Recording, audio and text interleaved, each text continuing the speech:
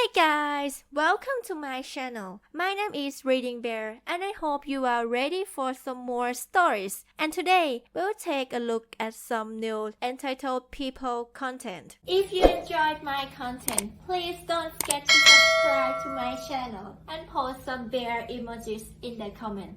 And now, let's dive right into the stories. The first story is titled I Am a Dog Sitter, Not an Adult Sitter. So, this is ongoing, so I'll update as soon as I have updates. BTW, while this is recent, I can't remember conversations clearly. So this is mostly paraphrased. Also, I'm sorry for this long post. So, I've been working as a dog sitter for this married couple for a few years now, so we have a schedule. I have autism and ADHD. I cannot handle any human interaction unless the couple have properly introduced me to them, and I feel comfortable with them. Which is bad thing since the couple runs an Airbnb. Characters, fake names, except for the dogs. Scarlett, the wife and dog owner I know. Duke, the husband and dog owner, I often call him Dad. Aaliyah, one of the people in the Airbnb. Vera, one of Scarlett's roommates. Omega, me, the awkward 20-year-old female dog sitter. Dogs, Missy, she's a pit bull. She's a sweetheart and a shy girl. She's Scarlett's dog. Sarah, I'm not sure what breed she is.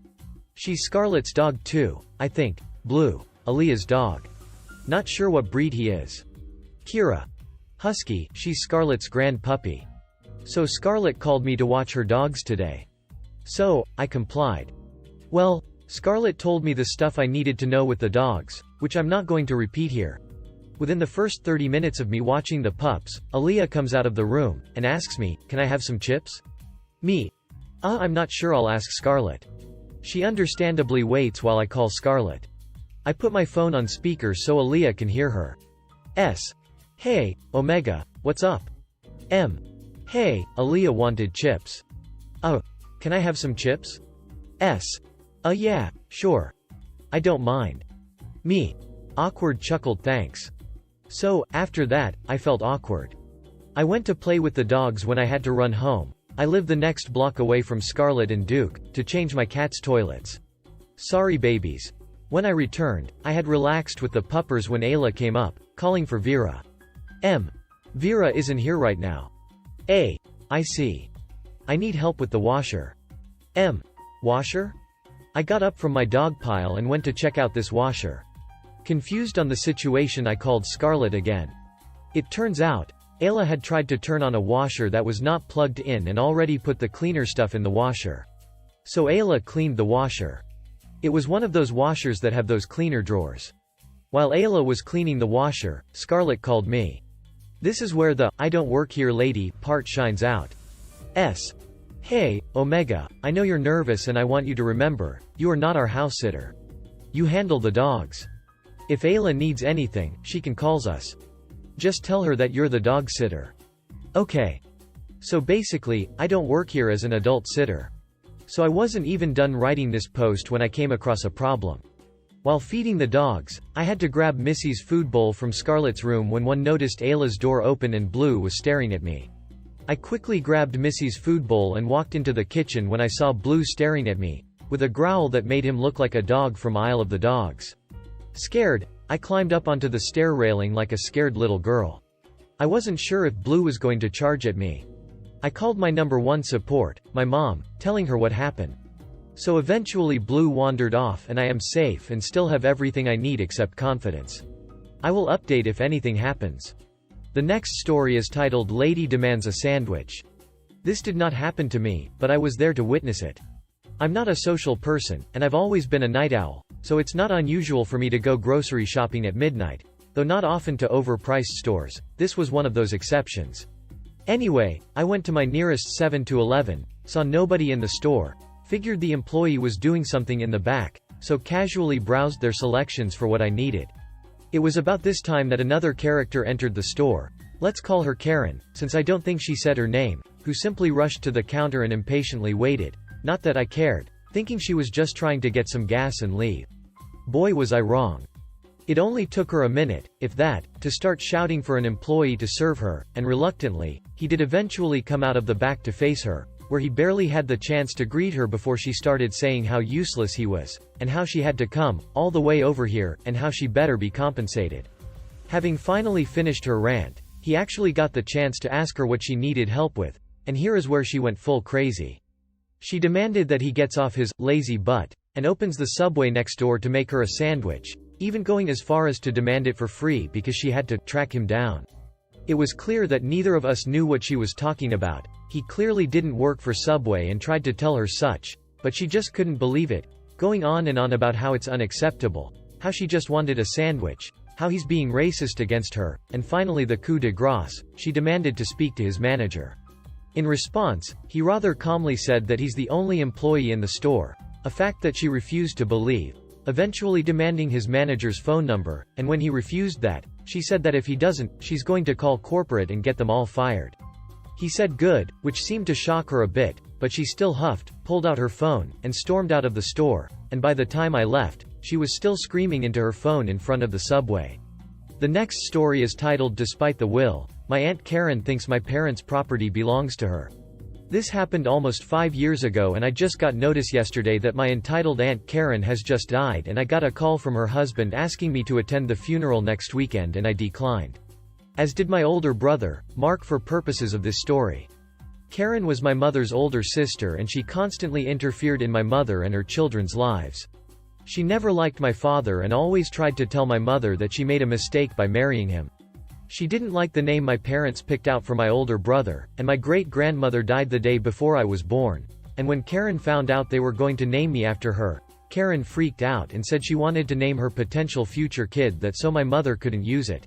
Then she tried to talk her out of it by saying it's too old-fashioned and kids would make fun of me, which they did, but for other reasons. See my username for a clue. She criticized both my brothers and my choice of friends and even complained when I started playing softball, because proper ladies didn't play sports and if her daughter ever tried playing a sport, she would have her removed from the team. Spoiler, she never had children. The day after my 16th birthday, my parents drove on a business trip down to California. I live in Idaho. My dad said that when they got back, he would drive me to the DMV to get my license. He never did, because on the drive to California, they hit a patch of ice, spun out, crashed, and died. I was a wreck for some time after that. I didn't even want to attend my high school graduation later because my parents wouldn't be there. They will split everything evenly between my brother and I. At the funeral, my parents, who owned their own business, production manager, Tim, was talking to my brother and my brother told him that in a couple weeks, he would step in and take over and he was counting on Tim to run things smoothly until then and help him in taking it over and learning the ropes. I had no interest in the business, other than it was a guaranteed summer job when I was growing up, so I stayed out of it and just collected profit checks until I sold my half to Mark and he continues to run the business to this day. Mark told Tim that he should assure the employees there that their jobs were safe and that no major changes would be made. Then one day, Aunt Karen showed up and began putting her stuff in my parents' office and when Tim confronted her about this, she said his services were no longer needed and he was fired. Tim called Mark up and Mark went down with the family attorney, some police, and the necessary paperwork, and had her removed, while she said the place was now hers because it was her sister's, so she was now the owner. As long as I have known her, she has never had a steady job, and has had 3 husbands, not counting the man who called me, never met him, and milked each one for as much as she could get until she divorced him. The next day, I was leaving for school. I walked, it was fairly close, about 10 minutes, and saw her car in a moving van parked outside. She said she was moving into her house and then said in a sickly sweet voice that for a reasonable rent, she would continue to allow me to stay there until I graduated high school. I went in and called my brother, and he again showed up with the family attorney, police, and all the paperwork and had her removed from the property. I was at school, so I didn't get to see what happened, but that night, Mark gave me a business card for a policeman, who I assume helped deal with all this, and told me that if I ever saw Aunt Karen on or near the property to call that number and report her immediately. Don't even try to confront her or give her a warning, just call. I do know that the movers charged her to move her stuff into the van, drive across town, get turned away and drive back across town and move her stuff back into her apartment, which she hadn't given notice yet. I got scared to the point that I didn't like letting our dog into the backyard when I was at school. I used to put her out in the yard to let her play in the fenced backyard while I was in school. For a while, I just put her in the locked and closed garage, and then cleaned up her messes when I got home in the afternoon. Eventually, Karen moved to Colorado, where I assume she met and married the man who called me and said that she had died and he couldn't find anyone from her family to attend the funeral. I chose not to tell him about her, politely said, "Sorry for your loss, but I can't make it." From discussions with Mark, he basically told him the same thing. Outside of myself, Mark, and Mark's infant daughter, I don't think she has any living relatives. I still own the house. Mark gave me his half as part of the deal where I sold him my half of the business, but still sleep in my bedroom. I refuse to move into what was once my parents' bedroom, the master bedroom, go to the local university, go Broncos, and still miss my parents and think about them every day. And even though I am 21 in less than 2 weeks, own a large home, have a lot of money in the bank, I would trade it all to have my parents back, but I don't care about the how or why of Aunt Karen's death. Thank you for reading and sorry for the length. The next story is titled I Confused a Nurse. On to the story. A couple of years ago I was admitted to hospital via an ambulance and to check if I'm okay they cut open my shirt, hoodie and winter jacket. When I was finally released from, they gave me some scrubs to wear, as the only thing I had left were my pants. But I was furious and frustrated, because that was my only good jacket. When I got home, I drowned my foul mood in alcohol. I leaned against my washing machine, in the basement, as it showed there were only a couple of minutes left, so I decided to wait. While waiting I dozed off and kinda fell over. Of course it had to be this moment one of my neighbors came by, at 10 p.m., and called an ambulance again. Keep in mind, hadn't changed yet. The next day, when I was ready to go home again I was looking for the exit, but couldn't find it. In my sweetest voice and kind of embarrassed I asked the nurse that came along, where I could get out of the building, as I got lost. When I was a couple of steps away she talked to a coworker and asked her, where they got this sweet little girl and if she, me, was doing an internship or something. You know that's a patient, don't you? What? But she was so nice. You mean to tell me? I turned around, Jep, I don't work here. Sorry for the confusion, and went home smiling. Not a very climactic story, but sometimes it's the little things that make your day. The next story is titled Karen Upset because she needs to get a mini Bluetooth speaker. Hello, I have written a few stories on other subs but I am gonna state that I have horrible grammar, spelling and punctuation so I am sorry if this gives you a headache but I will try my best. The story took place an hour ago or so. I was coming back from work and had to stop at Galmart's. I will be using this name instead of the actual name, to get new headphones for work since I am a sine waiver and mine decided to break. I got to Galmart's fast trying to just go in and out the store with the headphones. I went straight to the back where the electronics are looking everywhere. I was having trouble searching for them so I went to the help desk to ask till this lady, let's call her Glenda. Glenda stopped me and asked, "Hey, do you know where the Bluetooth mini speakers are?" This lady looked nothing like a Karen, she looked calm and respectful with me. I told her, "Ooh, actually I am not sure." She quickly cut me off fast asking if I could ask the employee behind me. I was like, sure, whatever, a good deed for today. The guy pointed the direction for the speakers and she quickly left after a small thank you. I had to interrupt the guy again for the headphones and he told me the same lane as the speakers. I went to look and the lady came up to me realizing I wasn't an employee and said, "Oh sweetie, I am embarrassed, I thought you were an employee when I asked you about the speakers." I giggled and told her it's okay, I don't mind at all. We both left back to the electronic desk to ask to open the locked items. Me and Glenda noticed the employee was just chatting and chatting with these two boys till he realized we were waiting and asking Glenda what she needed. Glenda quickly told him about the speaker but was cut off and the employee said, "I am not actually employed by Galmart's but work with a phone company that has a contract with them. I do not have the keys and the employee that's supposed to be here is late but he will arrive in 15 minutes or so." Glenda just started at this guy for at least a minute and a half. I jumped back as she let out the loudest screaming ever. She was screaming, "Manger, manger, mangerrrrr, get me the manager now, this is unacceptable." I was right next to her as well and I backed away and left back to the headphones. I decided to wait till the other employees came till I saw Glenda and a manger walking to the lane I was in for the speaker. I stopped the manger before he left, politely asking if he can open this one too, but I was cut off by him. "I am sorry, you have to go to," he was cut off. We both were stunned as Glenda started screaming again. No, help her now, she was right after me and she helped me when she doesn't work here. She was respectful, not like your other employee, help her now." I was so embarrassed. The manger looked so pissed at me too and we walked back up to the register that's there. Once Glenda finished paying, she stopped, looked at me up and down, then patted my back and replied, "Thanks girl, I think these employees are racist, but you respected me so I got you," and she left. I quickly told the manager I was sorry, that I wasn't expecting any of that to happen. He nodded his head and I left. I was actually stopped again by a man asking for help, but he noticed my lanyard around my neck and was sure I worked there till I was finally able to reply I didn't, but I was able to flag down another employee to help him before I left. I wasn't expecting this at all. I hope you enjoyed reading this. The next story is titled I Know You Don't Work Here. So this is sort of an inverse story for this sub, so apologies if this isn't the right place. I felt like this sub would appreciate this story the most.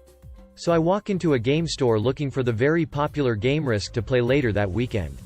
I quickly find the board game section and look up in the shelves. And up. And up. The store indeed has the game. Just not within the reach of 5 feet 2 inches me.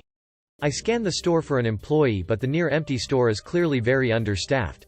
I see one employee helping a customer at checkout and another having an in-depth conversation with another customer. I just want to pay for my game and go home. If I could have somehow discreetly climbed the shelves like I shamelessly do at the grocery store, I would have. Time for plan B. Politely ask a stranger and hope they take pity on me. Just a few feet away, I see a wonderfully tall person, easily 6 feet tall, shopping with what looks like his girlfriend. I quickly walk over, put on my most apologetic face, and say, "I'm so sorry, but could you help me for a second?" He turns to me, puzzled. I gesture at the shelf behind me. "If you could grab that game for me, I would super appreciate it. Again, so sorry to bother you." His eyebrows furrow deeper in confusion and a touch of irritation.